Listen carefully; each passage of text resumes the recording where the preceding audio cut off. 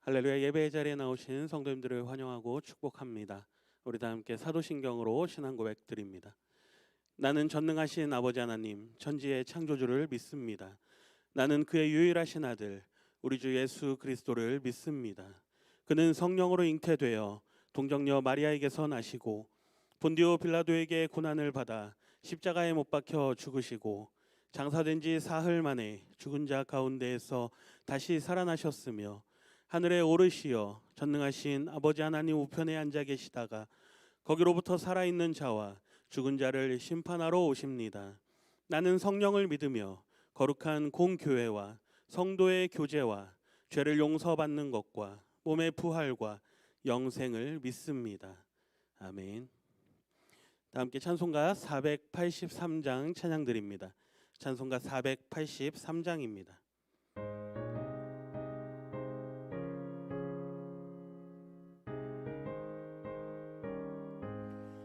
구름 같은 이 세상 모든 불귀 영화 나는 분토와 같이 내어버리고서 오직 천국의 복을 사모하며 사니 구원받은 내 이름 기억하옵소서. 주가 너의 이름 보좌 앞에 놓인 어린 양 생명책에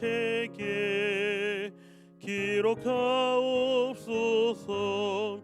주여 보배 피로써 모든 죄 씻으사 나의 부정한 것을 씻어 밝히소서.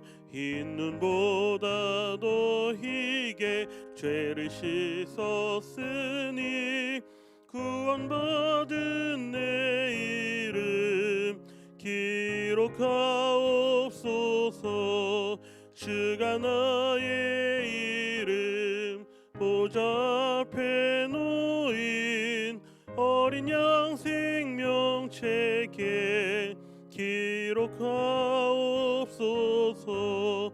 죄가 하나도 없고 아무 병도 없는 영화롭고도 밝은 천국 올라가서 주와 함께 그곳에 길이 살겠으니 이런 소망의 삶은 참된 행복이라. 주가 나의 이름 보좌 앞에 놓인 어린 양 생명책에 기록하옵소서. 아멘. 우리 시간 함께 합심해서 같이 한번 기도하겠습니다. 2021년도 새해가 밝았습니다. 우리가 연초에 함께 하나님의 말씀을 읽기로 각오하고 결단하고 이 한 해를 시작했습니다. 우리가 하나님의 말씀을 가까이 하고 또 하나님의 말씀이 우리의 삶에 밝은 등불이 되어달라고 또 그 말씀을 따라 이 한 해를 온전히 믿음으로 살아갈 수 있는 우리 모든 믿음의 성도들이 될 수 있게 해달라고 우리 같이 한번 합심해서 기도합니다. 좋으신 하나님 감사합니다. 특별히 오늘도 이 수요일 저녁 시간 하나님 앞에 나와 예배할 수 있도록 우리가 비록 얼굴을 마주하고 예배하지 못하지만 주님 우리가 영상으로나마 함께 하나님을 향하여 예배할 수 있도록 우리를 인도하신 하나님 감사합니다. 하나님께서 올 한 해를 우리에게 또한 허락하시고 이 한 해를 시작하며 우리가 말씀으로 또 주님 더욱 하나님께 가까이 가고자 하는 마음으로 우리가 말씀 읽기를 결단하고 또 그렇게 시작을 합니다. 하나님 무엇보다도 그 말씀을 우리가 깨달아 알 수 있는 지혜와 지식을 허락하여 주시고 올 한 해가 끝날 때까지 우리가 목표한 대로 하나님의 말씀을 열심히 읽어 나갈 수 있는 우리 모든 믿음의 성도들이 될 수 있도록 주님 인도하여 주시옵소서. 특별히 하나님의 말씀이 우리의 발의 걸음에 주님 빛이 되고 되고 등불이 되기를 원합니다. 그 말씀을 온전히 따라가며 하나님의 인도하심을 따라가며 살아갈 수 있도록 우리에게 크신 은혜로 주님 인도하여 주시기를 원합니다. 오직 주님의 은혜가 아버지 일 한 해 살아가는 동안 우리의 삶에 또 우리의 가정에 우리의 자녀들 가운데 또 우리의 손대는 모든 일 가운데 함께하기를 원하오니 하나님 이곳에 함께한 우리 모든 사랑하는 성도들 또 주님 삶의 여러 가지 이유로 주님 이 시간 함께 예배하지 못하지만 마음속에 주님을 온전히 품고 주님 날마다 주님과 동행하기를 원하는 우리 모든 성도들 가운데 주님 올 한 해 크신 은혜로 주님 함께하여 주시옵소서. 우리의 예배가 주님 앞으로도 어떻게 드려질지 우리는 알 수 없사오나 비대면으로 예배하던 또한 대면하여 예배하든 주님께서 그 자리에 함께 하시고 우리 모든 성도들의 가정과 또한 주님 예배하는 그 시간마다 주님의 그 놀라우신 은혜로 날마다 함께하여 주시기를 간구합니다. 특별히 이 시간도 성령 하나님 우리 가운데 운행하여 주시옵시고 우리 가운데 좌정하여 주시옵시고 우리 각 사람 가운데 하나님의 크신 은혜로 주님이 함께하여 주시옵소서. 이 예배 마치는 시간까지 주님께서 함께 하시길 원하오며 사랑 많으신 예수님의 이름으로 기도드립니다. 아멘. 하나님의 말씀 보겠습니다. 하나님의 말씀 신약성경 요한계시록 2장 18절부터 29절까지의 말씀입니다. 요한계시록 2장 18절부터 29절까지의 말씀을 봉독해 드립니다. 두아디라 교회의 사자에게 편지하라. 그 눈이 불꽃 같고 그 발이 빛난 주석과 같은 하나님의 아들이 이르시되 내가 내 사업과 사랑과 믿음과 섬김과 인내를 아노니 내 나중 행위가 처음 것보다 많도다. 그러나 내게 책망할 일이 있노라. 자칭 선지자라 하는 여자 이세벨을 내가 용납함이니 그가 내 종들을 가르쳐 꾀어 행음하게 하고 우상의 제물을 먹게 하는도다. 또 내가 그에게 회개할 기회를 주었으되 자기의 음행을 회개하고자 하지 아니하는도다. 볼지어다 내가 그를 침상에 던질 터이요 또 그와 더불어 간음하는 자들도 만일 그의 행위를 회개하지 아니하면 큰 환난 가운데에 던지고 또 내가 사망으로 그의 자녀를 죽이리니 모든 교회가 나는 사람의 뜻과 마음을 살피는 자인 줄 알지라. 내가 너희 각 사람의 행위대로 갚아주리라. 두아디라에 남아있어 이 교훈을 받지 아니하고 소위 사탄의 깊은 것을 알지 못하는 너희에게 말하노니 다른 짐으로 너희에게 지을 것은 없노라. 다만 너희에게 있는 것을 내가 올 때까지 굳게 잡으라. 이기는 자와 끝까지 내 일을 지키는 그에게 만국을 다스리는 권세를 주리니 그가 철장을 가지고 그들을 다스려 질그릇 깨뜨리는 것과 같이 하리라. 나도 내 아버지께 받은 것이 그러하니라. 내가 또 그에게 새벽별을 주리라. 귀 있는 자는 성령이 교회들에게 하시는 말씀을 들을지어다. 아멘. 사랑하고 축복합니다. 2021년 새해를 맞이한 지 벌써 6일이 되었습니다. 교회에서 함께 시작한 성경 이독도 계속 진행 중에 있습니다. 혹시 잠깐 놓치셨더라도 다시 시작하실 수 있는 우리 성도님들이 되시기를 부탁드립니다. 매일 말씀을 읽는다는 것은 너무나 좋은 일입니다. 올 한 해 말씀 읽기를 지속적으로 할 수 있는 은혜가 우리 모든 성도님들 가운데 있기를 축복합니다. 지난 시간 저희는 버가모 교회에 보낸 예수님의 편지를 함께 살펴보았습니다. 비록 순교자의 피가 흐르는 교회였지만 발람의 교훈을 따라 물질과 우상 숭배와 타협하였던 교회. 그래서 예수님께로부터 매우 엄중한 경고를 들어야만 했던 버가모 교회. 우리는 이 교회를 바라보며 우리도 방심하여서 세상과 타협하며 살지는 않았는지 작년 한 해 우리의 신앙의 모습을 돌아보았습니다. 이제 오늘은 두아디라 교회에 주시는 예수님의 말씀을 통해서 2021년 새해에는 어떻게 살아가야 하는가에 대해 또 함께 살펴보고 생각하고 또 은혜를 나누는 그런 시간이 되기를 원합니다. 오늘도 말씀을 깨닫는 은혜가 그 축복이 저와 우리 모든 성도님들 가운데 함께 하시기를 축복합니다. 오늘은 말씀드린 것처럼 소아시아 7교회 중 4번째 교회인 두아디라 교회에 보내는 편지입니다. 먼저 두아디아라는 지역에 대해서 살펴보고자 합니다. 이 두아디라라는 이 지역은 농업과 목축업에 종사하던 농부들과 목동들이 터를 잡고 생활하던 한적한 시골이었습니다. 고대 도시는 대부분 높은 언덕 위에 세워지기 마련이었는데요. 이 도시는 사람들이 지나다니는 도로와 또 평야의 위치에 있었기 때문에 천연 요새를 갖추고 있지는 못했습니다. 그렇기 때문에 두아디라는 버가모를 정복하려는 침략자들로부터 늘 먼저 공격을 받고 늘 먼저 지배를 받을 수밖에 없는 그런 지리적인 한계에 있는 지역이었습니다. 기원전 300년경에 셀루코스 1세가 이 지역을 점령하고 두아라고 하는 자신의 딸의 이름을 따서 두아디라라 이름을 지었습니다. 셀루코스 1세는 이곳을 군사 도시로 발전시키기를 원해서 많은 군대를 주둔시켰습니다. 그리고 후에 주민 이주 프로젝트를 통해서 많은 디아스포라 유대인들과 또 마케도니아인들을 이곳으로 이주시키기도 했습니다. 후에 이 지역은 로마의 속국으로 편입되어서 상대적으로 규모가 컸던 버가모 지역을 보다 효과적으로 다스리기 위한 완충 지역으로 활용하게 됩니다. 이 두아디라라고 하는 곳은 매우 유명한 것이 하나 있었는데요. 자주색 옷감 염색을 하는 그 기술이 매우 발달했었습니다. 사도행전 16장에는 사도 바울이 빌립보에서 복음을 전할 때 두아디라 성에서 온 자주색 옷감 장사인 루디아란 여자가 복음을 듣게 되는 그러한 장면이 나옵니다. 빌립보까지 판매망을 두면서 장사를 했던 것을 보면 아마 이 두아디라의 염색 기술이 매우 뛰어났던 것으로 볼 수 있을 것 같습니다. 그래서 오늘 본문의 배경이 되는 이 두아디라 교회는 이 루디아에 의해서 복음이 전파되어 교회가 세워졌다라고 하는 그러한 이야기도 있고, 또 바울이 에베소에서 전도할 때 두아디라의 사람들이 복음을 듣고 돌아가서 그 지역에 교회를 세웠다라고 하는 이야기도 있습니다. 보통 이 자주색을 내는 원료는 두 가지 정도인데요. 그 중에 가장 유명하고 비싼 것이 지중해 연안에서 많이 잡히는 소라나 조개에서 원료를 채취하는 방법이라고 합니다.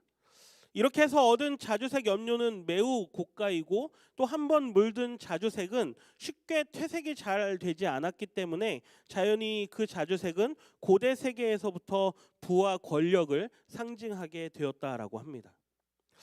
앞에서 말씀드렸던 루디아, 이 자주장사 루디아는 아마도 빌립보 근처의 해변에서 소라나 고동과 같은 것들을 채취하여서 거기서 얻은 자주색 염료를 가지고 고급 옷감을 만들지 않았나, 학자들은 이렇게 이야기를 하곤 합니다. 이 두아디라라고 하는 이 지역에 다른 앞선 도시들과 마찬가지로 역시나 길드라고 하는 것이 형성되어 있었습니다. 당시 이 도시에는 자주색 옷감을 염색하는 일 외에도 주석으로 로마 군인들의 철모를 만드는 그런 산업이 번성했었고, 면직이나 모직 혹은 제빵이나 노예 매매 혹은 질그릇을 만드는 것과 같은 수공업도 매우 발달했었다라고 합니다. 두아디라는 상업 도시로서 각 업종들은 서로 길드로 구성된 매우 결속력이 강한 조직을 가지고 있었다고 합니다. 이 길드는 도시의 정치, 경제, 사회, 종교 등 생활 전반에 매우 큰 영향력을 행사했을 뿐만 아니라 시민으로서 혜택을 누리기를 원한다면 누구든지 필수적으로 이 길드에 가입을 해야만 했었습니다. 그러나 거기에는 역시 우상 숭배라고 하는 조건이 달려 있었던 것이죠. 이 두아디라라고 하는 도시는 다른 신전들과 같이 많은 신전을 가지고 있지는 않았지만, 앞선 그런 도시들과는 좀 다르게 도시를 수호하는 트림나스라고 하는 신이 태양신 아폴로와 매우 동일시되어서 숭배되었었다라고 합니다. 길드 회원들은 이 트림나스 신전의 후원 조직으로서 길드 회비의 일부를 신전에 바쳤고, 또 특정한 날을 정해서 신전에서 모여 제사를 드렸다고 합니다. 특별히 이 제사의 방법 가운데 우상에게 바쳐진 고기를 먹고 또 술을 마시고, 또 제사의 분위기가 고조되면 마무리로 신전에서 일하는 여사제들과 매우 음란한 그런 행동들을 하면서 그 제사를 즐겼다라고 합니다. 그렇기 때문에 당시 두아디라 교인들 중에는 자신의 생활 기반을 잃어버리지 않기 위해서 어쩔 수 없이 이교도의 이 제사와 또 거기에 수반되는 부도덕한 그러한 관습을 따라 행하는 사람들이 있었다라고 하는 것입니다. 이런 두아디라라고 하는 지역에 세워진 이 교회를 향해서 오늘 예수님께서 하시는 말씀의 내용을 이제 함께 살펴보기를 원합니다.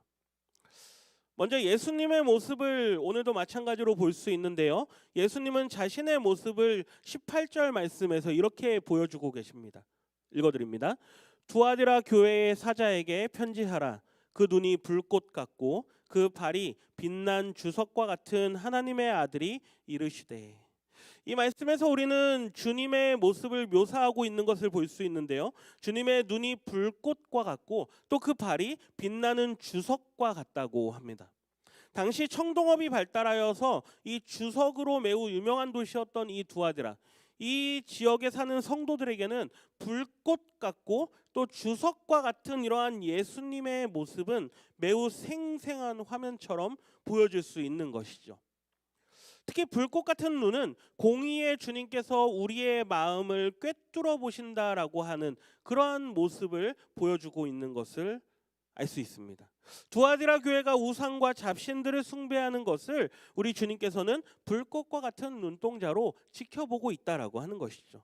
또한 주석이 많은 고난과 시련을 이기고 빛나는 것과 같이 우리 성도들이 고난을 통해서라도 모든 시련을 이기고 또 굳게 서도록 심판하시는 그 주님이심을 우리에게 이 말씀을 통해서 보여주고 있다라고 하는 것입니다. 또 특징적인 것은 주님을 가리켜서 하나님의 아들이다라고 하고 있다라고 하는 것입니다.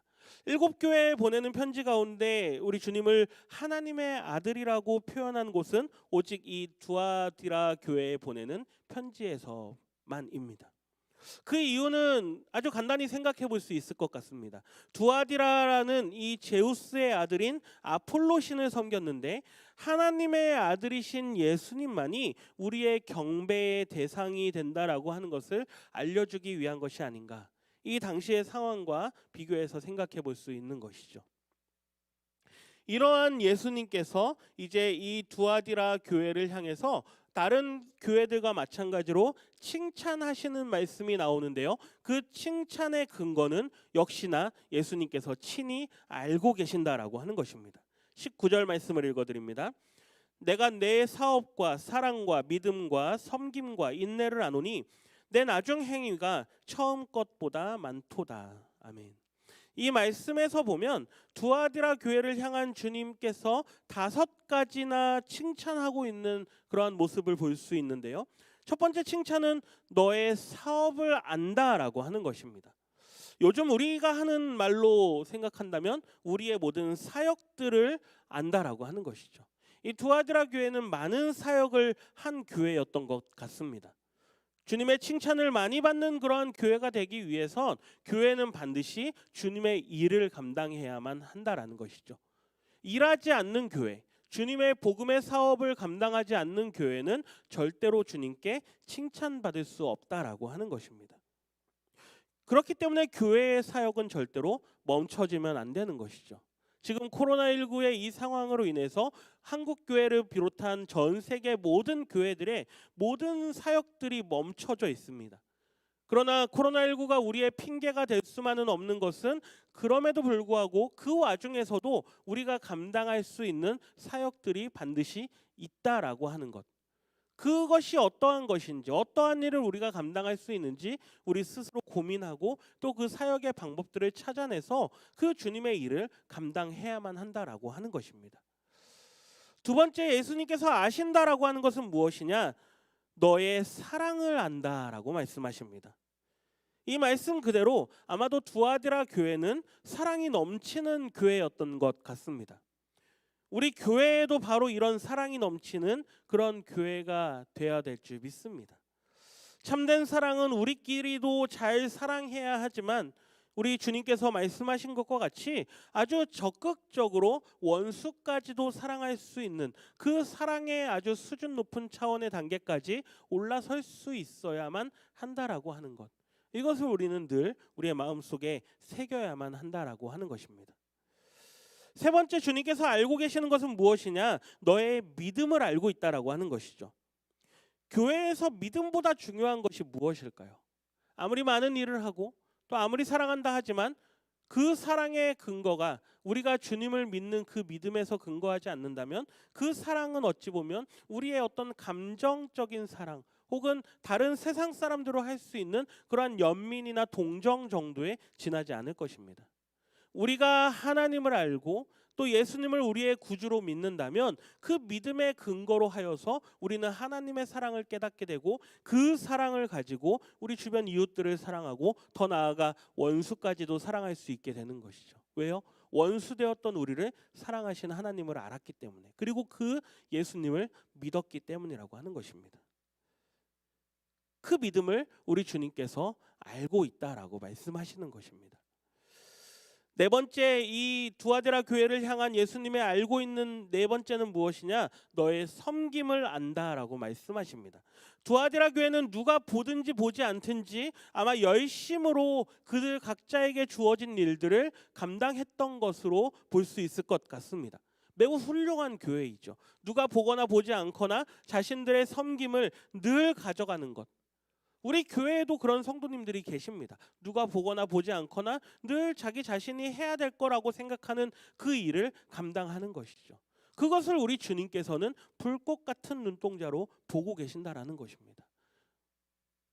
누가 볼 때는 그 일을 하는 것 같고 보지 않을 때는 그것을 등한시하는 것, 그것은 겉으로만 열심을 보이는 것이죠. 그러나 우리 주님은 그러한 것을 보시는 것이 아니라 누가 보든지 보지 않든지 자신이 섬기는 그 일을 최선을 다해서 섬기는 그 모습, 그것을 우리 주님께서 보시고 아신다라고 하는 것입니다.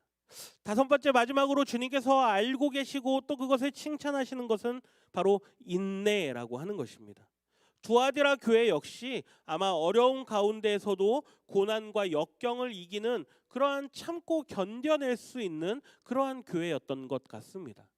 당시 상황이 믿음을 가지고 살아간다라는 것이 참으로 어려운 상황이었다라는 것을 감안한다면 아마도 그들의 그 고난과 인내 가운데에서도 주님께서는 그 특별히 그들이 가지고 있던 인내, 그것에 더 주목하셔서 내가 너희의 인내를 안다. 너희가 고난 가운데에서도 인내하고 있다라는 것을 안다. 이것을 상기시키시면서 예수님께서 이 두아디라 교회를 칭찬하고 있다라고 하는 것입니다. 그리고 그 말씀의 마지막에는 이렇게 말씀하십니다. 내 나중 행위가 처음 것보다 많다. 얼마나 놀라운 말씀입니까? 시간이 갈수록 앞에서 했던 것보다 더 많은 일을, 더 큰 일을, 더 귀한 일을 감당하는 교회가 바로 이 두아디라 교회였다라고 하는 것입니다. 2021년 우리 교회가 이런 교회가 되어져야 될 줄 믿습니다. 작년의 나보다 올해의 나가 더 빛나는 모습, 처음보다 나중이 더 아름다운 교회, 이런 성도 또 이런 교회가 될 수 있기를 주님의 이름으로 축복합니다. 두아디라 교회를 향해서 이렇게 칭찬만 하시지는 않습니다. 이 교회에도 여전히 어려움이 있고 여전히 주님으로부터 책망받을 만한 일이 있었는데요. 20절 말씀을 읽어드립니다.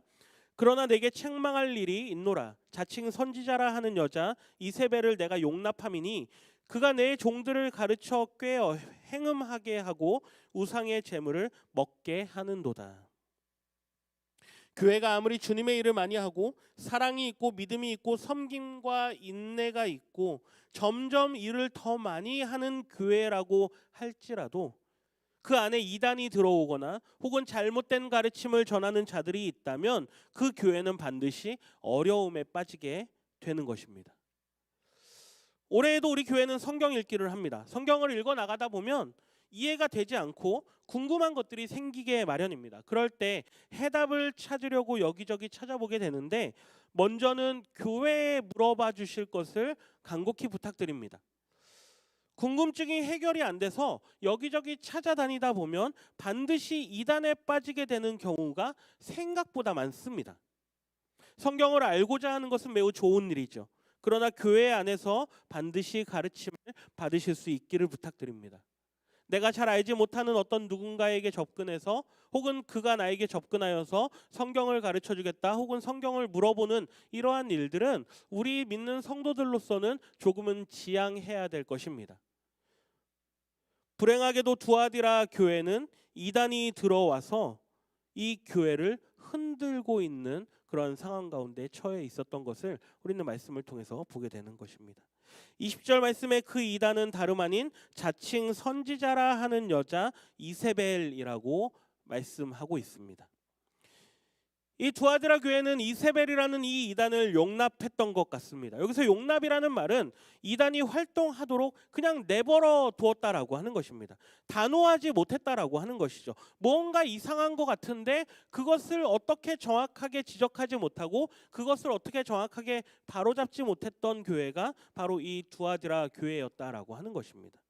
구약에서 이세벨은 시돈 왕의 딸로서 이스라엘의 왕인 아합과 결혼하여서 왕비가 되고 바알 신을 이스라엘에 가져와서 온 이스라엘 땅에 바알과 아세라 우상을 세웠던 사람입니다. 그리고 이스라엘로 하여금 우상 숭배를 하게 함으로써 영적 간음을 하게 했던 사람이죠.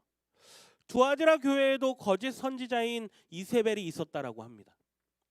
일반적으로 두아디라 교회에 있던 이 이세벨에 대해 어떤 특정 인물을 지칭하기보다는 구약 성경에 나타난 이세벨과 같은 역할을 하던 이단자가 아닌가 이제 학자들은 이야기를 합니다.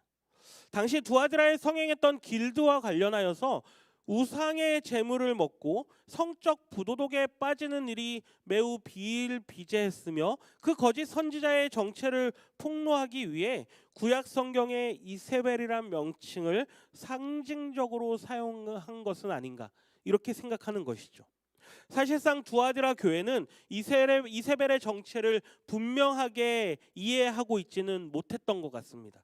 그를 교회 내에서 활동하도록 용납함으로써 교회가 범죄하게 만들었던 것이죠. 그들은 분명히 이세벨을 징계해야만 했었습니다. 그러나 그렇게 하지 못함으로 인해서 예수님에게 책망을 받을 수밖에 없게 된 것이죠.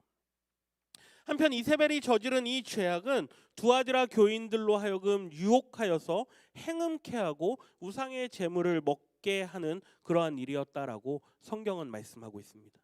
이러한 이세벨의 행위는 에베소와 버가모 교회의 니골라 당이나 혹은 발람의 가르침과 매우 유사한 것이죠.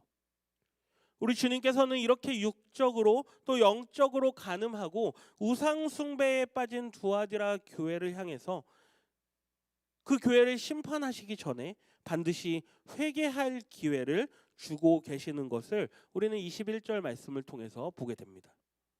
21절을 읽어드립니다. 또 내가 그에게 회개할 기회를 주었으되 그 음행을 회개하고자 아니하는도다. 이렇게 기회를 주십니다. 회개할 기회를 주심에도 불구하고 회개하지 아니하는 자들이 그들 가운데 있었다라고 하는 것이죠. 회개할 때 회개하지 않으면 어떻게 됩니까? 22절부터 24절까지 말씀에 그 경고의 말씀이 나오고 있는 것을 보게 됩니다. 22절부터 24절까지 말씀을 읽어드립니다. 볼지어다 내가 그를 침상에 던질 터이요 또 그와 더불어 간음하는 자들도 만일 그 행위를 회개하지 아니하면 큰 환난 가운데에 던지고 또 내가 사망으로 그의 자녀를 죽이리니 모든 교회가 나는 사람의 뜻과 마음을 살피는 자인 줄 알지라. 내가 너희 각 사람의 행위대로 갚아주리라.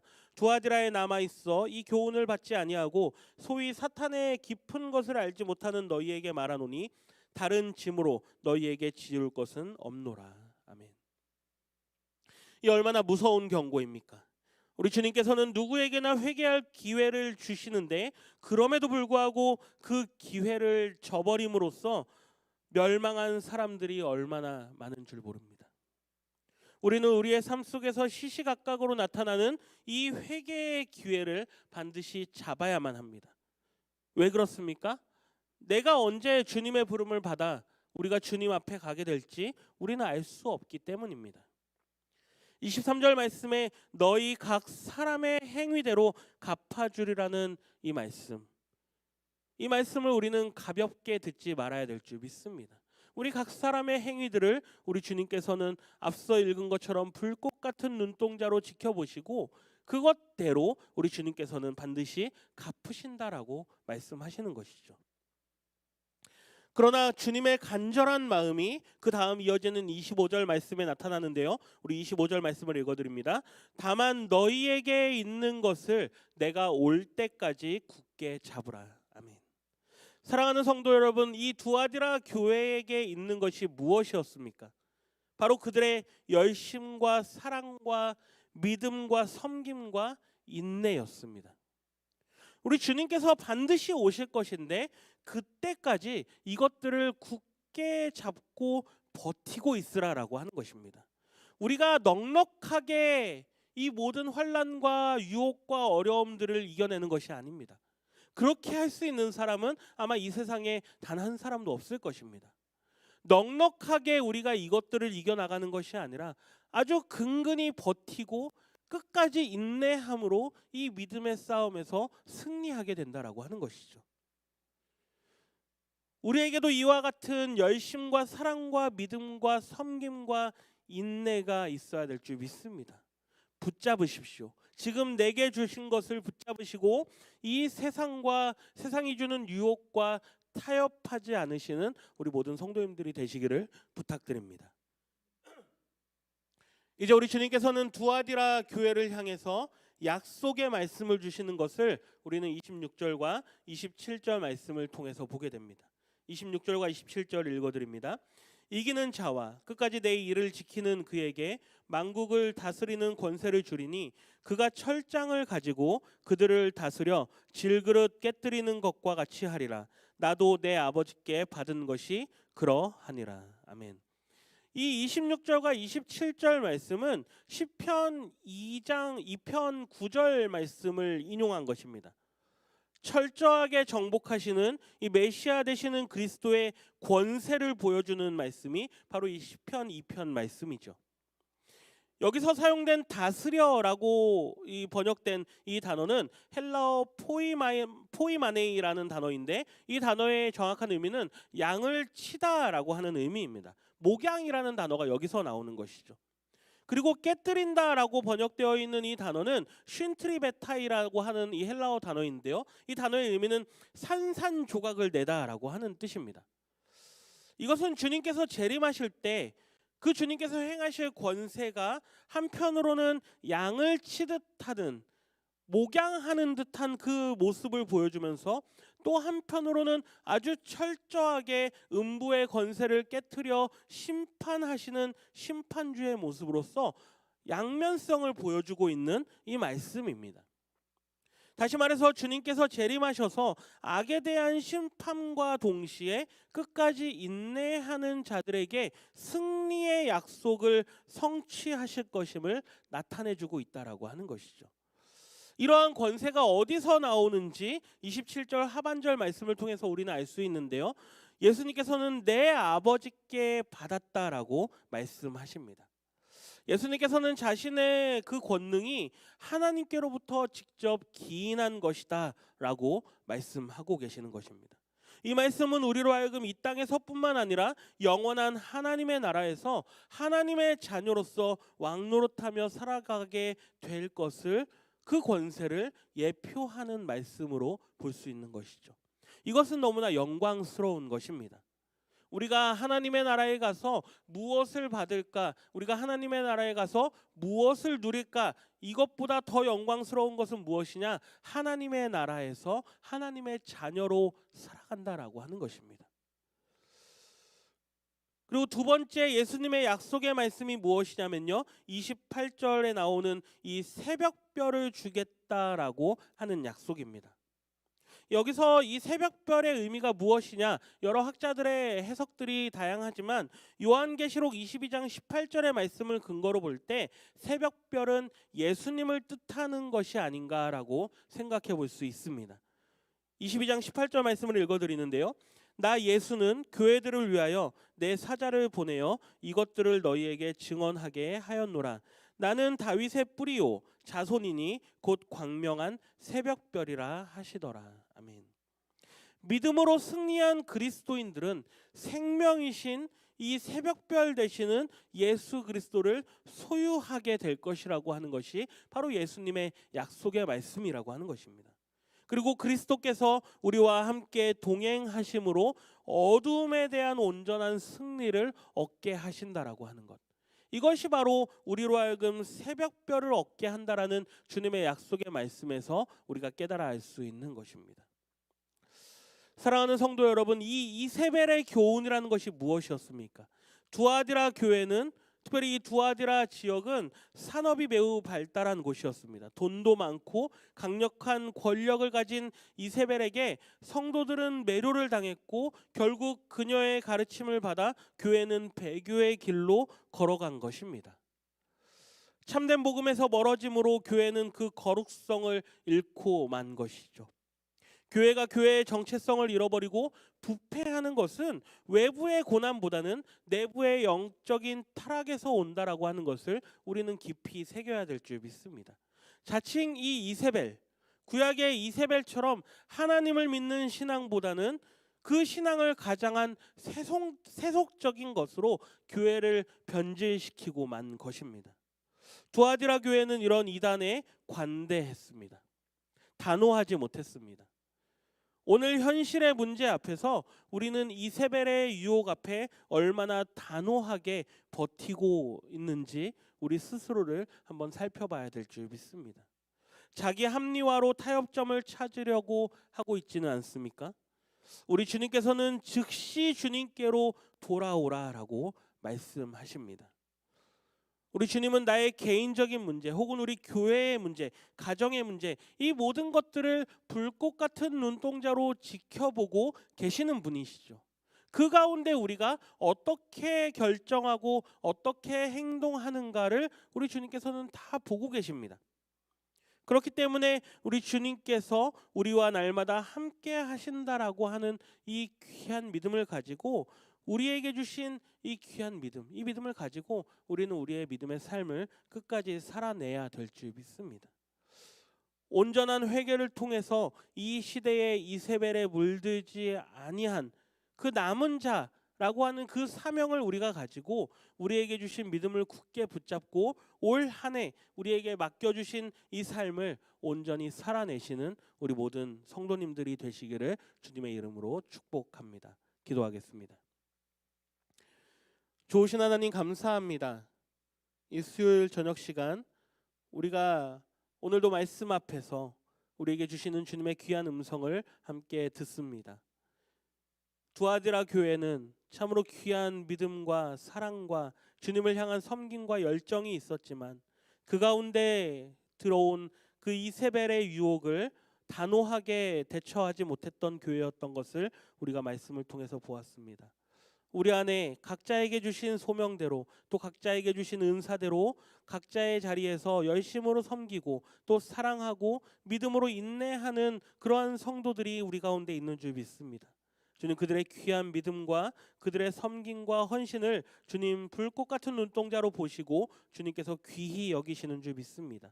그러나 우리 안에 단호하지 못한 면이 무엇인지, 우리가 어떠한 것을 용납하고 또 우리가 어떠한 것에 관대하며 또 어떠한 것에 우리가 단호히 대처하지 못하고 있는지 우리 자신들을 돌아보며 스스로 합리화하지 아니하고 주님께서 회개하라 말씀하실 때 그것에 대해 철저하게 통회하며 회개하는 그러한 은혜가 우리 모든 성도들 가운데 있기를 소원합니다. 2021년 이제 시작하는 이 시점에서 올 한 해가 마칠 때까지 우리의 시작보다 올 한 해가 끝날 때가 더 나은 모습으로 우리의 믿음이 성장하고 성숙하기를 간절히 원합니다. 주님의 은혜로 우리 한 해의 삶을 지켜주시고 우리의 가는 걸음걸음마다 주님 날마다 함께하여 주시옵소서. 감사드리며 예수님의 이름으로 기도드립니다. 아멘. 주기도문으로 예배 마치겠습니다. 하늘에 계신 우리 아버지, 아버지의 이름을 거룩하게 하시며 아버지의 나라가 오게 하시며 아버지의 뜻이 하늘에서 이루어진 것 같이 땅에서도 이루어지게 하소서. 오늘 우리에게 일용할 양식을 주시고 우리가 우리에게 잘못한 사람을 용서하여 준 것 같이 우리 죄를 용서하여 주시고 우리를 시험에 빠지지 않게 하시고 악에서 구하소서. 나라와 권능과 영광이 영원히 아버지의 것입니다. 아멘.